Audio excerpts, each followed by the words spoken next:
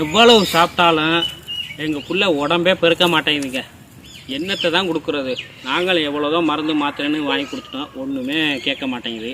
ஒல்லியாகவே இருக்கிறான், அப்படியே கெச்சலாக துண்டு வர சைஸுக்கு தான் இருக்கிறான். இதுக்கு என்ன பண்ணலாம்? இதுக்கு ஏதாச்சும் மருந்து சொல்லுங்கள். ஆனால் மருந்தாக சொல்லாதீங்க, மருந்து கண்டிப்பாக அவன் சாப்பிட மாட்டான்.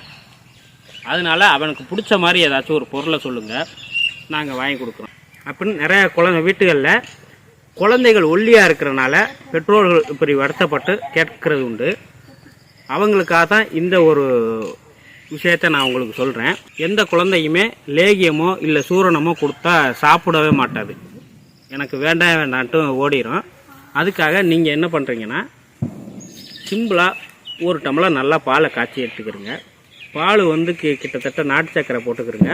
பாக்கி காப்பி தூளோ இல்லை டீ தூளோ எதுவும் பயன்படுத்த வேண்டாம். அதில் ஒரு டீஸ்பூன் அளவுக்கு தேனை கலங்க. ரொம்பவும் கலக்காதீங்க, அதுவும் குடிக்க மாட்டாங்க. பசங்களை பற்றி நல்லா தெரியும்.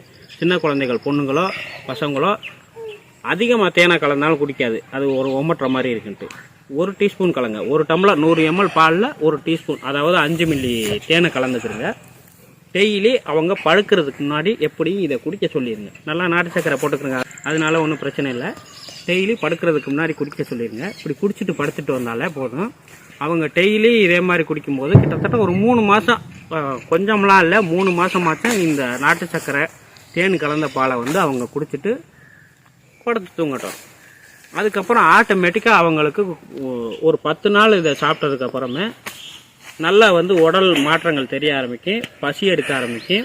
எந்த உணவாக இருந்தாலும் உடனே உட்கொள்ள ஆரம்பிச்சிருவாங்க.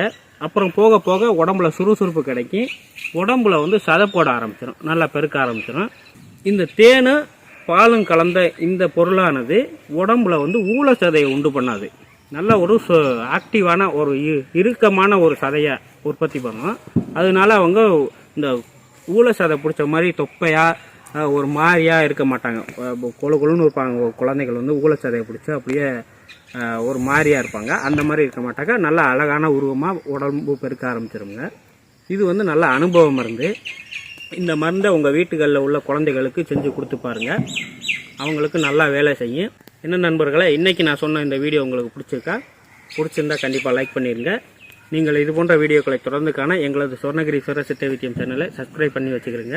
இந்த வீடியோவில் ஏதேனும் சந்தேகங்கள் ஏற்பட்டால் திரையில் தெரியக்கூடிய எங்களுடைய அலைபேசி எண்களுக்கு தொடர்பு கொண்டு சந்தேகங்களை தெரிவித்து விளக்கங்களை பெற்றுக்கொள்ளுங்கள். மீண்டும் வேறொரு வீடியோவில் சந்திக்கும் வரை உங்களிடமிருந்து விடைபெற்றுக் கொள்கிறேன். நன்றி, வணக்கம்.